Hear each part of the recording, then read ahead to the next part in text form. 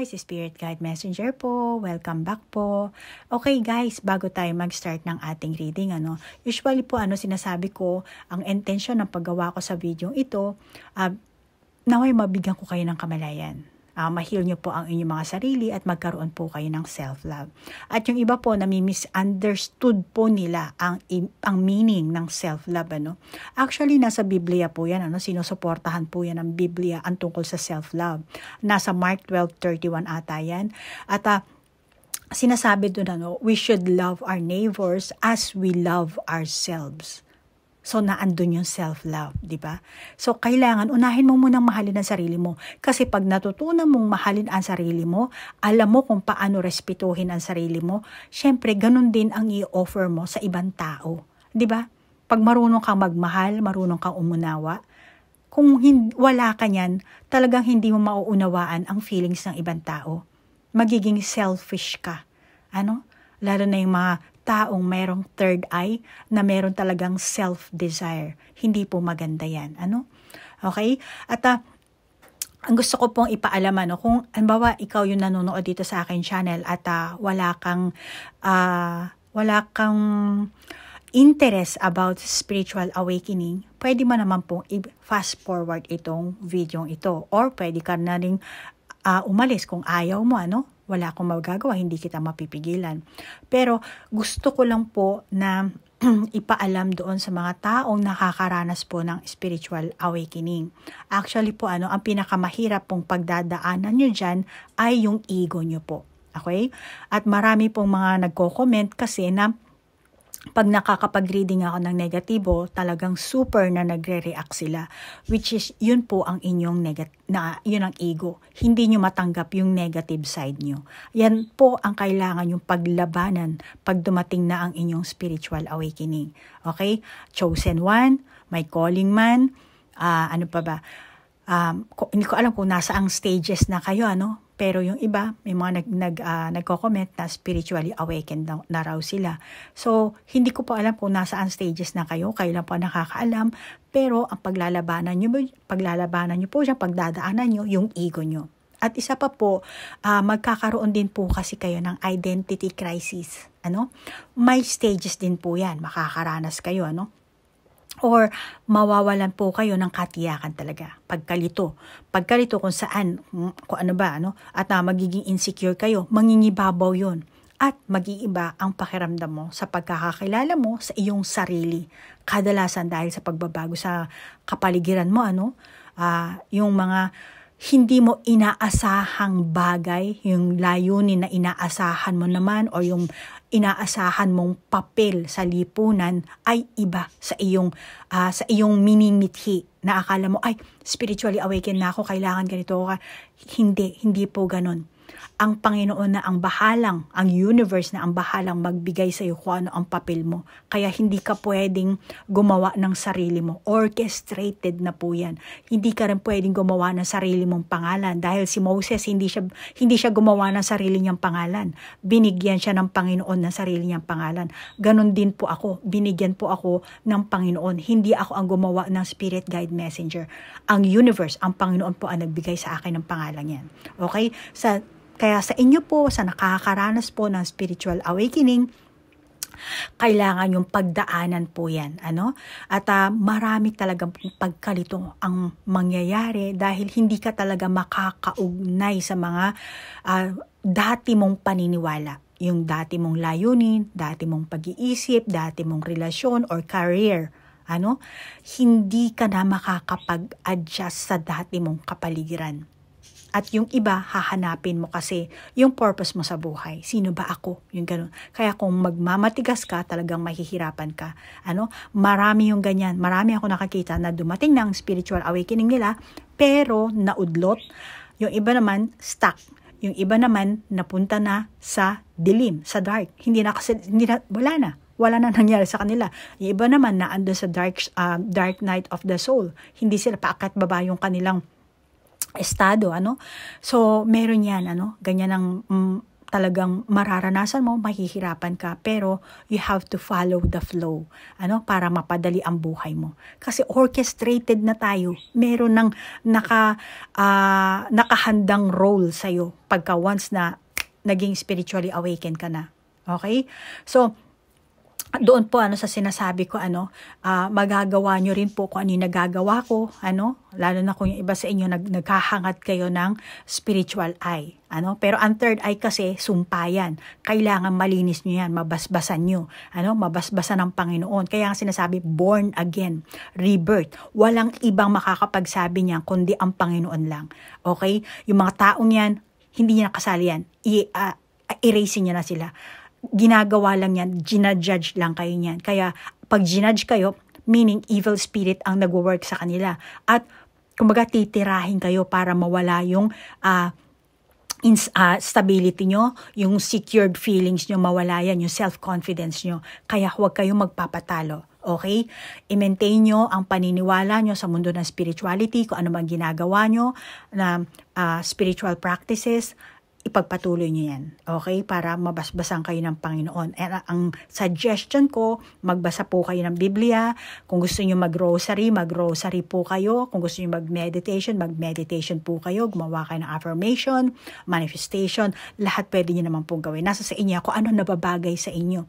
Nang sa ganun po, magkaroon kayo ng Christ consciousness. Yung estado ng self-realization. Yan ang palagi kong sinasabi. Kailangan magkaroon talaga kayo ng self-realization para magkaroon po kayo ng pagkakaisa sa Diyos o sa banal.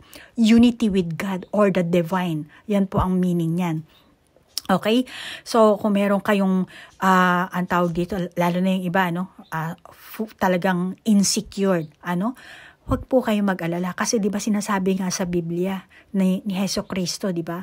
Na kung sincere ka, i-welcome ka ni Lord. At sinasabi ni Lord na in my Father's house are many mansions. Yun ang meaning nun. Pero ang ibig kasi ng many mansions, ibig sabihin maraming posisyon. Okay? Kaya hindi mo pwedeng ikaw ang pumili. Gusto ko rin maging tarot reader. Meron na siyang ibibigay sa iyong posisyon.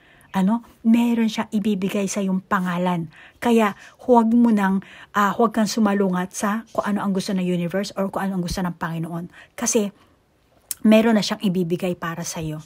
Okay? Kaya follow the flow ka na lang and then alisin mo yung self-desire. At saka yung papanoorin mo mga TV shows, mga program dito sa YouTube, piliin mo. Huwag yung mga nagpapababa sa'yo ng iyong vibration frequency. Kasi pag ganun, hindi ka mag-evolve. At palibutan mo rin ang sarili mo ng mga positive na tao. Okay? Para yung positive na tao, sila yung mga tao merong righteousness. Hindi yung puro judge sa mga tao. Kahit nasabihin mong pabiro, nagjo-joke lang, tapos pinagtatawan na nila yung tao. Yung mga ganyang klaseng kaibigan mo, talikuran mo na. Okay? Kung gusto mo talagang mag-level up ang iyong vibration frequency. Okay? So, move on na po tayo sa ating reading. Okay, Scorpio, ikaw ngayon ang bibigyan ko ng reading. Alamin natin kung ano ang mensahe ng iyong person, ha? Scorpio, ikaw na mag-adjust, ha? Sa gender, sa edad. Okay?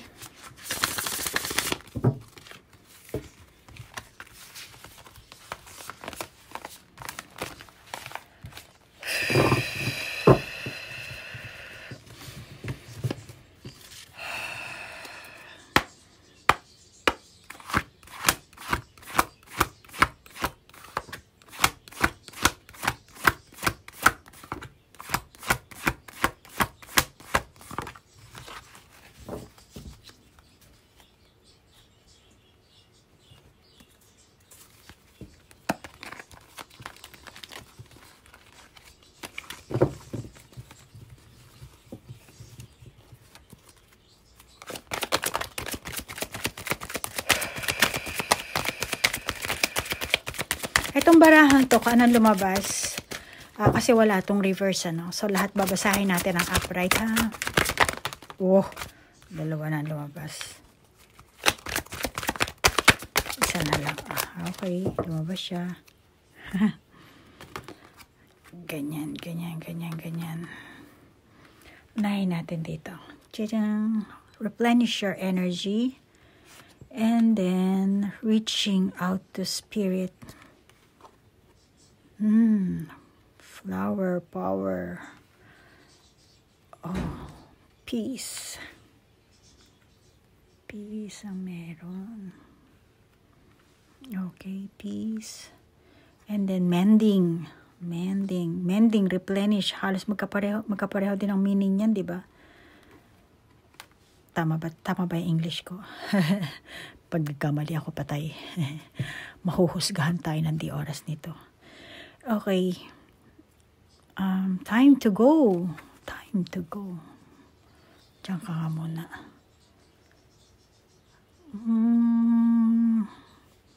Ano tong baraha mo? Masasabi ko, recovery. Kasi meron tayong mending. Then time to go. So, let go nyo na yung luma nyo. Improvement. So, ang nakakita ko sa inyong energy, recovery, improvement, binabaliwala nyo ang mga negativity. Sa inyong pag-uugali, sa inyong sitwasyon, kaganapan sa inyo, at yung mga negativity sa kapaligiran nyo. Mga taong chismosa, chismoso, pakailamera, mga sulsulero, ganyan. Ang inyong problema kasi, malamang yung iba sa inyo nagmumula sa mga taong chismosa, no? Kaya nakakita ko dito, malamang kayong dalawa, pareho. Kasi hindi naman porkit alamin natin yung mensahe ng person mo, hindi na mag-a-appear ang energy mo. Scorpio, buhay mo to. Okay? Kaya, hindi ka ila-ila na mag-appear talaga ang iyong energy. At masasabi ko nga na, yan, maaring pareho kayo or etong person mo lang ang kanyang energy na ito, na recovery, improvement, which is mending, peace, and then time to go. And meron tayong flower power. Yes, maganda ang ang enerhiya mo dito, at saka itong person mo. Kaya masasabi ko, Scorpio, sinasabi ng person mo, Scorpio, huwag kang maniniwala sa ibang tao. Okay? Baka ikaw ang Scorpio na madaling maniwala sa mga sinasabi ng best friend mo, kasi close mo sila, kaibigan mo, pamilya mo, kasi pamilya mo sila, na malamang yung iba sa inyo, Scorpio, itong person mo, kahit nasabihin mong kaibigan mo yan, kahit sabihin mong pamilya mo, best friend mo, tingin ko yung iba sa inyo, hindi lahat, tingin ko, hindi tanggap itong person mo. Or meron silang part na hindi nagugustuhan, kaya sinisiraan siguro nila, Ayaw siguro nila magkatuluyan kayong dalawa, maring ganun, yung iba sa inyo. Kaya ang gusto ng person mo, Scorpio, mag-focus kayong dalawa sa inyong dalawa lang. Okay? Kayong dalawa lang ang naandito. Focus kayo sa isa't isa. Okay? Ayusin nyo kasi mending. Bawa nagkahiwalay kayo dahil nga sa kung ano yung mga taong nakikialam sa buhay nyo. So, time to let go na. I-let go mo na yan yung kung nawalan ka ng tiwala sa kanya. Kumbaga, punan nyo na ulit yung mga pagkukulang nyo before, na kulang kayo sa pagtitiwala sa isa't isa. Puno siguro kayo ng duda. At yung ugali nyo na mahilig makinig sa sinasabi ng ibang tao. Okay? Sinasabi kasi ng person mo, mag-focus lang kayo sa inyong dalawa, sa inyong samahan, sa inyong mga nararamdaman, sa inyong, kung mahal mo siya, mahal ka niya. Kasi para sa kanya, ang relasyon yung dalawa, sa inyong dalawa lang. Hindi kasama ang best friend mo, hindi kasama ang tropa mo, hindi kasama ang magulang mo. Yes, oo, importante sila, pero mas importante ang inyong feeling sa isa't isa. Kasi kung kayo mismo hindi nagkakaintindihan, hindi malalim ang inyong pagmamahalan sa isa't isa, then madali kayong mabubuwag. At alam yan ng person mo. Okay? Yan ang sinasabi niya.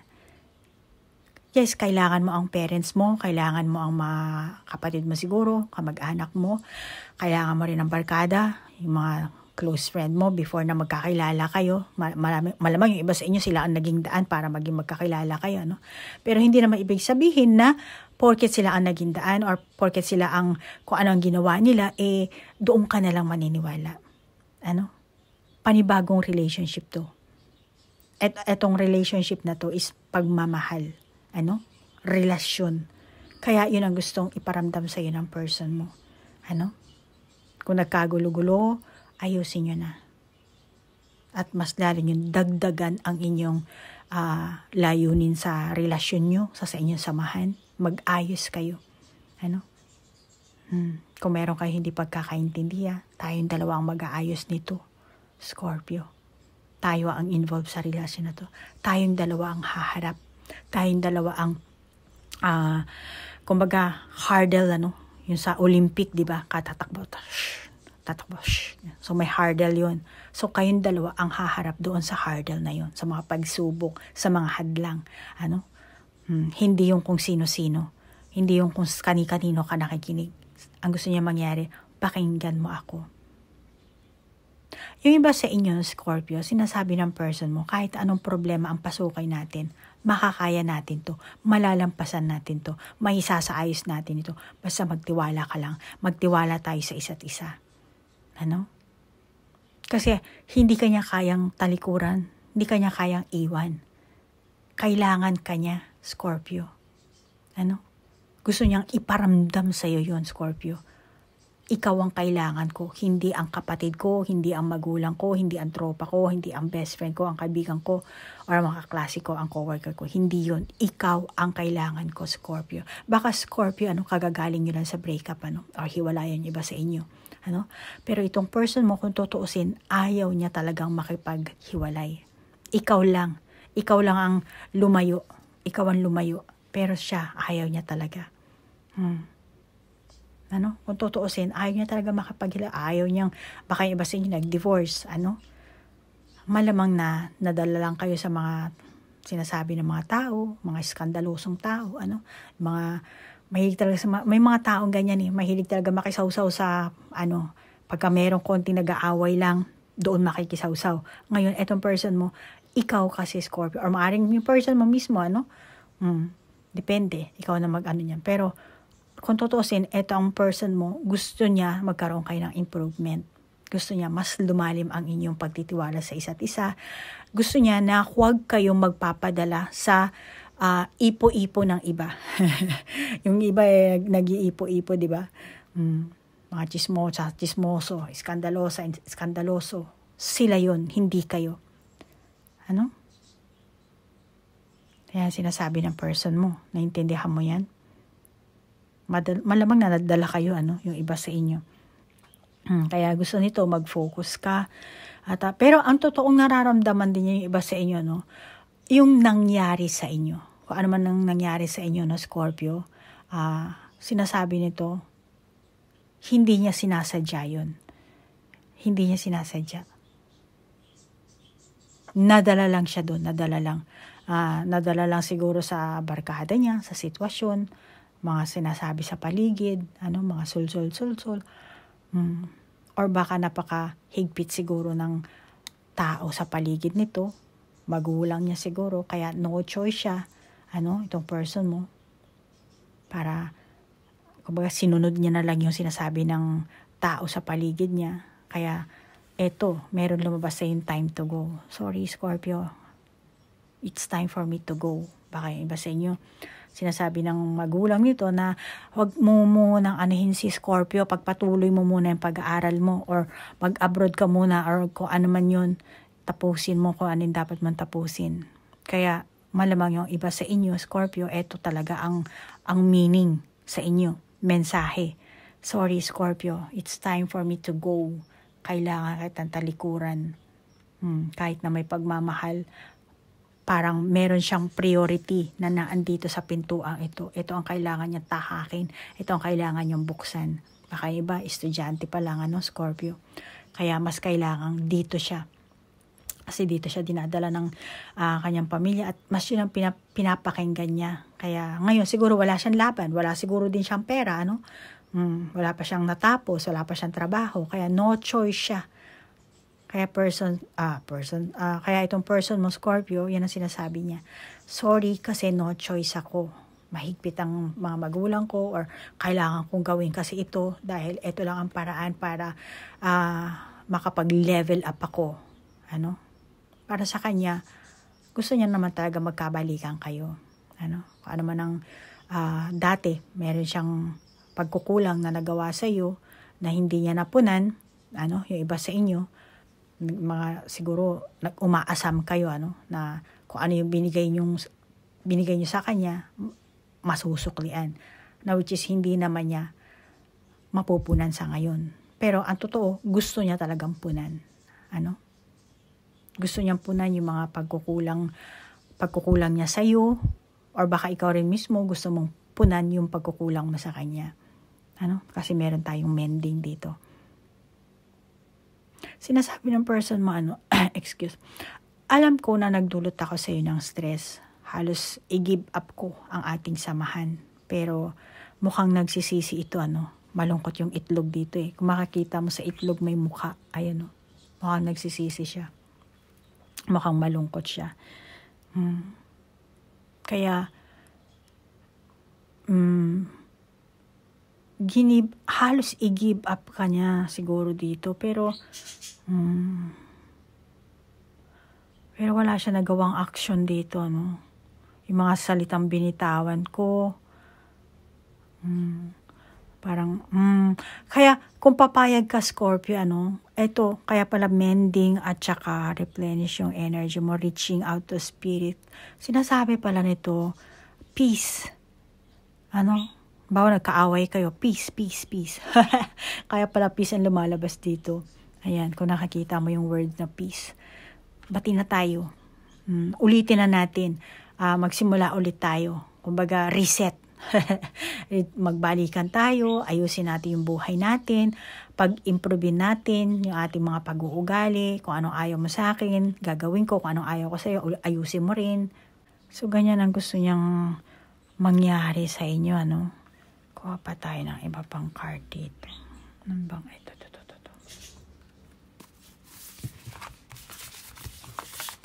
Ano tayo number?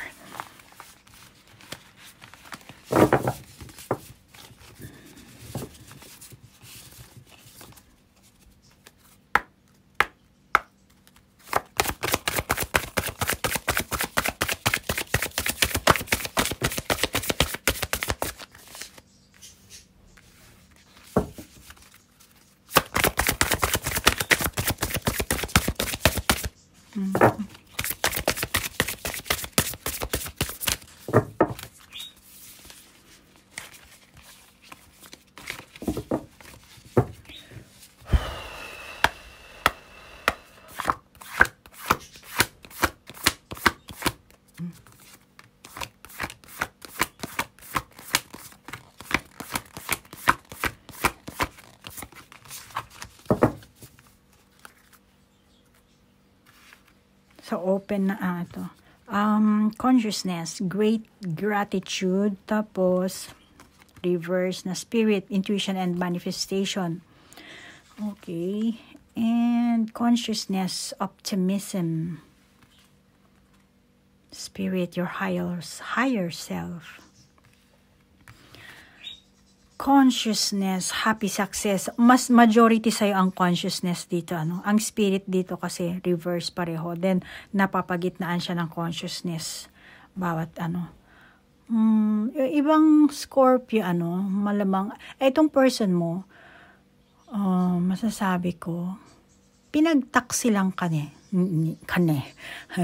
Naging Tagalog. Pinagtaksi lang ka, no? Hindi ne. Gomen. Sorry ha. Pinagtaksi lang ka siguro nito, Scorpio. Nilinlang ka. At siguro, nabuking mo itong person na to. Nabuking mo. And then, kaya may mending at saka optimism, great gratitude, happy success. Tingin ko nagsisisi na itong person mo. Nakita siguro niya yung kaliwanagan. Nakakita siya ng kaliwanagan. Na parang, ay, hindi pala yun ang gusto ng puso ko. Hindi pala yun ang hinahanap ko. Hindi pala yun ang saya ko. Kaya, hindi niya naramdaman yung blessing sa kanya. Pero ngayon dito naramdaman niya, nagkaroon na siya ng clarity. Naramdaman niya na, oh my God, si Scorpio pala ang kailangan ng puso ko. Si Scorpio pala ang hinahanap ko. Nagkaroon siya ng clarity. Yan. Ikaw pala yung hinahanap ko sa buhay ko. Actually, ganyan karamihan kung kailan nagkahiwalay, doon mo marirealize na, ay, siya pala yung para sa akin, siya pala yung blessing ni Lord, siya pala yung swerte ko. Ganun, maraming ganyan. At eto ngayon, nararamdaman ng person mo, Scorpio. Naramdaman niya sa sarili niya na ikaw pala ang kailangan niya. Ikaw pala ang magbibigay sa kanya ng kasiyahan. Hindi pala yung hanap niya sa buhay niya, wala ng iba kung hindi ikaw. Ikaw ang gusto niya ngayon. Tingin ko during ng separation niyo talaga, may matinding reflection ang nangyari. Nagkaroon siya ng self-realization, may matinding pagsisisi, panghihinayang, naramdaman niya ang pagkakasala niya or nakaramdam siya ng kahihiyan. Kaya masasabi kong malamang nagkaroon siya ng self-reflection, self-realization, self-awareness. Itong person mo. Nakita niya yung sarili niya sa salamin. Kaya nagkaroon siya ng kaliwanagan dito. Nakita niya yung mga kapalpakan niya, kabalastugan niya, kaartihan niya, pagkakamali niya. Yun, nakita niya ang sarili niya. Yung sariling buhay niya, yung mga action na ginawa niya. Kaya Scorpio, yung iba sa inyo, kung meron ka pang hinala sa person mo, yes, oo, totoo, tingin ko naman nilinlang, niloko, gumawa ng third party. Totoong nanloko siya, or nagloko. Pero, ngayon, nahimasmasan na. Nahimasmasan na to. Kasi nakita niya na kung ano talaga yung magbubunga sa buhay niya. Doon niya lang na-realize na, ay, eto pala ang blessing ko. Dito pala ako mag-grow, dito pala ako sasaya. Ito pala yung aking happy success. Malamang na ginambala ito ng kanyang higher self. Para, huy, gumising ka. Para mayroon ka mapagtanto. Kaya may naliwanagan siya sa sarili niya. Kung dati nanloko siya, ngayon nahimasmasa na siya. Baka yung iba sa inyo umamin na, Or baka yung iba naman, ngayon pa lang aamin. At nasa sa iyo yan, Scorpio, kung tatanggapin mo tong person mo to. Kung sa tingin mong sincere, kung pwedeng mending or replenish, kung gusto mo talaga ng peace, then tanggapin mo siya. Nasa sa iyo yan. Ikaw nang bahala kung pero itong mensahe sa iyo ng baraha. Kahit pang yung sitwasyon, Scorpio, ito ang pinaka nais mata mo ng person mo. Yung magkaroon kayo ng recovery, nag-ano na siya ng peace offering siguro sa inyo dahil ito may tamago. I mean, itlog, di ba? Peace. Ito nasa kamay niya na. Dalawang liwanag nasa kamay niya na. Handa na niyang i-offer yan sa iyo. Maghahanda na siya ng peace offering. Kaya gusto niya magkaroon kayo ng recovery, improvement sa inyong samahan, maging single or may karelasyon ka man, mag-asawa man kayo, magka-live-in man kayo, kung ano man ang relasyon na meron kayo, Scorpio, pareho pa rin ang mensahe na sinasabi sa iyo ng baraha. Ang tanging gusto ng person mo ay mapabuti ang inyong samahan. Maka-recover kayo sa mga pagsubok, malampasan nyo yan, yung mga hadlang, ma-overcome nyo yan, sa mga pagkakamali niya. Siya ang nagkamali siguro. Baka pareho din kayo, iba sa inyo, meron kayo pagkakamali. Di ka rin naman perfect, Scorpio, Meron ka rin sigurong pagkakamali, kaya na-trigger din siya, sa panlilin lang sa'yo. Pero kung ano man yun, kalimutan nyo na. Talikuran niya. Kaya nga mending and replenish. Wala na. Tapos na yun. Na kayo sa panibagong stage ng buhay nyo. At gusto niya kasi mapabuti. Yun lang hinahangad niya. Gusto niyang malaman or itanong sa'yo or kung meron pa ba akong puwang sa puso mo. Meron pa ba, Scorpio? May space pa ba ako sa puso mo? Kasi pag nalaman niya na meron pa siyang space at kung bibigyan mo siya ng chance, kung bibigyan mo siya ng motibo na, ay, welcome ka bumalik, yung parang ganun, then tingin ko magpupursig ito. May chance ako, makakabalik pa ako kay Scorpio. Magwawala siya. Kaya babalik at babalik to sa'yo kung bibigyan mo siya. No? Scorpio, ikaw nang bahala kung sa tingin mo na ang sitwasyon is vice versa. Ikaw ang nagsisisi, dahil sa ikaw ang nagtaksil, pareho pa rin ang mensahe ng baraha. Kahit na sabihin mo, ay hindi siya nagtaksil ako. Okay, ikaw nang bahalang mag-adjust. Kaya, yan ang mensahe ng baraha. Kung tatanggapin mo ang person mo, dahil nga ang nais niya ay recovery, improvement, peace, ayusin niyo ang inyong samahan, magkaroon kayo ng bagong buhay, kumbaga, lagyan niyo muli yung inyong mga puso ng prutas, punuin niyo ng bulaklak, pagmamahal ang inyong mga puso, kaya gusto niya tanggapin mo siya, makarecover. Dahil yun lang ang nais niya, ang recovery. Peace. Kung hindi man maging ulit kayo, still, gusto niya na nasa good terms pa rin kayo. Bawa, hindi mo siya papatawarin. Hindi kita mapapatawad kasi niloko mo ko, nilinlang mo ko, ganyan. Sabi niya, okay, kung ayaw mo kong patawarin, ayaw mo kong tagapin, okay. Basta, ang gusto ko, good terms pa rin tayo. Walang samaan ng loob. Good terms. Lalo na kung may mga anak kayo, may maliliit pa kayo mga anak, So, hindi lang naman kasi kayo, Kaya, mas maganda rin na maging okay kayo para lang sa inyong mga anak, At handa naman siyang sumuporta. Okay? Kung single ka, sa tingin ko, yung dati mong manliligaw o yung person mo na hindi na nagpaparamdam sa'yo, yun naman kasi, nawala na siya ng pag-asa, Parang, wala na akong pag-asa dito, hindi na ako gusto ni, Scorpio, ganyan. Pero kung ikaw ang magpapakita ng motibo or magpaparamdam ka sa kanya, kukontakin mo ulit siya or magpapahaging ka, magkakaroon siya ng pag-asa. Kung makakita niya na, parang ito ata yung sign na mukhang okay na ako, yung gano'n, isasaayos ko na to. Pag nakakita siya ng ganong klaseng sign, tingin ko nag-iintay lang siya. Baka yung iba sa inyo, pinapanood yung inyong mga post, tapos inaano ka lang, baka nagpaparamdam ka. Kapag siguro nakaramdam siya na, merong something itong post na to, itong ganyan, sakalan siya kakilos, babalik siya sa'yo, magre-reach out siya, hihingi ng tawad, para maisaayos niyo ang inyong samahan. Kasi, siguro nakaramdam siya na, talaga palang in love pala ako kay Scorpio. Siya pala ang type ko. Siya pala ang gusto ko. Kahit anong sitwasyon ang meron ko, still, yun ang mensahe ng baraha. Okay? Scorpio, yan lang ang nakita ko. And then move on tayo sa soul contract na napili ko sa mga nagko-comment at saka sa mga nag-send sa akin. Kahit cross-watcher, okay po. Sandali lang Okay, Scorpio. Ito yung napili ko, As always, kukuhanan ko po ng screenshot and then mamaya ipapop up ko. Ngayon, eto basahin ko lang marami, mahaba kasi yung niya. I'm sorry kasi kailangan takpan ko yung ibang So, eto lang. Madam Aiko, I need your advice. Kada nanonood po ako sa inyong channel, YT channel nakalagay. Palagi po talaga ako na enlighten. Gusto ko po magpa-personal reading. Sige po, personal reading tayo. At nag-PM na po ako. Okay, nag-PM ka na pala. Mamaya checking ko ulit. Hindi ko napansin.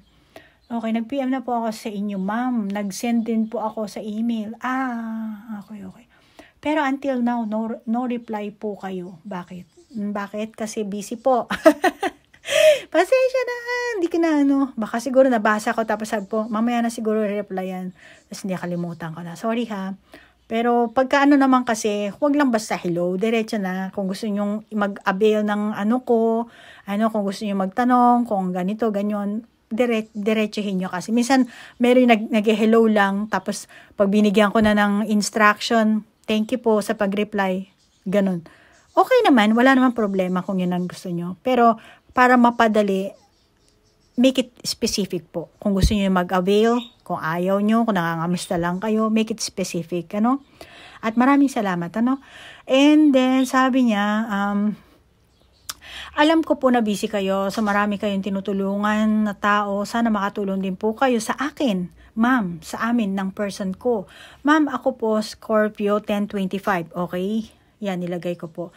Pero ang gusto ko malaman ay ang soul contract ko sa mami ko. Okay? Nanay, nilagay ko. Mami mo. Si mami ko. Feeling ko, ang mami ko po ang karibal ko. Oh! Talaga? Feeling ko po, ang mami ko ang karibal ko. Palagi po siyang hadlang sa mga karelasyon ko. Hindi nagwo-work ang mga karelasyon ko, ma'am. Bakit ganun? Wala kaming ginagawang masama. Then, 11:28, mami. Please, ma'am, pa-reply po. Gcash po. Pwede po kayo, ma'am. Ang galing mo, ma'am. Ilang beses ako nakita or napanood na tarot reading. Dito ako nabilib. Tama ang nangyari talaga sa akin. Oh, thank you. Parang nakakaano naman. Bakit? Sandali lang, ha? Meditate lang kita. Babalikan kita. Okay? Edit ko naman to. Sandali lang. Okay, Ma'am Scorpio na 1025, ikaw na anak. And then 1128 ng mami mo. Katatapos ko lang po mag-meditation, ano? Kahit sabihin mong nandito tayo sa YouTube channel, eto, gusto lang kitang bigyan ng kalinawan dito. Gusto talaga kitang enlighten. This is free, ano? Pasensya ka na, hindi kita nabigyan ng reply, ano? Sa email ata. Pasensya na. Ngayon, dali lang. Katatapos ko lang mag-meditation kasi at nabigatan ako sa sinabi mo. Ganyan talaga ako, empath kasi ako, no. Lahat ng sinasabi mo, yung email mo, alam ko na hindi pa lahat yan, hindi pa lahat na detalyado, pero alam ko na. Okay? Alam ko rin na pinipili mo lang ang mga words na itatype mo dito. Pero ako, alam ko na ang energy mo. Kaya mabigat ang hininga ko. Okay? Well, go tayo. So, yes po, Ma'am Scorpio na 1025, ikaw na anak. Yes po, hindi po kayo nagkakamali sa inyong hinala. Nasabi nyo na ang feeling nyo ay si mami nyo ang karibal nyo. Yes, malamang. Tingin ko malakas ang kutob nyo. Kaya nakaramdam kayo ng ganyan. Ano? At masasabi ko na malamang etong mami nyo, meron kayong past life. Maganda siguro tayo, Akashic reading, para malaman natin kung ano yan, Ngayon, ang hirap. Hindi ko alam kung paano ko sisimulan. Pero, based po sa mga karanasan ko, karanasan ng mga kliyente ko, sa kanilang mga past life, meron po talaga tayong past life na yung iba, kaya natin nagiging karibal ngayon dahil meron tayong mga issue sa past life natin. So, paggawa natin ng panibagong kontrata dito sa present life, dito sa buhay nyo ngayon, meron kayong mga kondisyones dahil kumbaga, ang pinagbasihan ng soul contract nyo this present lifetime is yung sa past life nyo. Kaya tingin ko sa inyo, malamang, kasi malakas ang kutob mo malamang na yes, oo, kasi nga nakita ko na magkaribal talaga kayo. Pareho, ikaw at siya, magkaribal kayo. Pareho ang inyong soul contract. Okay? Soul rivalry. Which is, pwede niya naman to pagulungin in a good way, pagulungin in a right way. Pero, huwag mo naman agad din i-judge si mami mo. Siyempre, kahit papaano, mami ka pa rin niya. Pero, be alert. Kung meron kasing mga magulang na may tililing din sa utak. Total, malakas naman ang kutob mo. Alamin mo sa sarili mo kung ano ba ang motibo ng mami mo. Okay? Hindi ako magbibigay sa ng reading kung anong motibo ng mami mo. Pero bibigyan lang kita ng idea. Merong mga magulang kasi syempre mahal nila ang anak nila, ayaw nilang mapahamak, nagiging selfish sila, ayaw nilang lalo na pag anak na lalaki, parang lalo na si mami nagsiselos pag may panibagong di ba? May mga ganun So nasa sa iyan, kailangan maging aware ka, magkaroon ka ng self awareness, mag-reflect ka din sa mga kaganapan, sitwasyon na nangyayari, kung paano i-treat ng mami mo, yung mga nagiging karelasyon mo, o yung inyong pinakasitwasyon, kaganapan, dapat maging aware ka dyan. Okay? Para malaman mo kung ano talaga ang meron sa naman. Pero masasabi ko lang, ma'am, yes, ang inyong soul contract is soul rivalry. Which is, katulad ng sinasabi ko, ang soul contract po kasi isang agreement yan, bago ka ipanganak dito sa mundong ito, itong present life mo, sa pagitan ng inyong soul family. Malamang itong parents mo, itong si mommy mo, nandyan siya, soul family mo siya, soul group mo siya, or yung gabay nyo, kayo yan, gumagawa kayo ng senaryo, gumawa kayo ng usapan na ganito ang role mo sa present life mo, ganyan. So, dinadala yung inyong ang tawag dito, yung contract na yan, malamang meron pa sa past life mo. Kaya meron 3 uri kasi yan positive, negative, at saka neutral. At nasa sa inyo na talaga yan, kung saan nyo paguguluhin. And masasabi ko lang, stay positive. At if ever na tingin mo na may pagdududa ka talaga, make sure, kailangan detalyado ka at huwag lang yung katang-isip lang ang maglalaro sa loob ng isipan mo. Unawain mo muna ang damdamin ng iyong ina. Okay? Kasi, lalo na kung sa tingin mo mabuting ina ang iyong mami, then dapat mas lalo mo siyang unawain. Okay? Wala namang magulang na nagpapahamak sa kanilang mga anak. Unless na lang kung yung magulang mo is may toyo. may kalawang ang utak. Okay? So, Scorpio, hanggang dito na lang po. Maraming salamat sa inyong like, share, comment. At kung meron kayong sariling validation, kayo na lang po mag-validate ha. Kung naka-resonate ka, then take it. Kung hindi naman, just leave it. Okay? And, sa mga cross-watcher, kung gusto niyo po mag-send ng inyong mga birth date at saka yung kung sino gusto niyo malaman kung anong soul contract niyo, sabihin niyo lang po. Okay? So, namaste po. Bye-bye!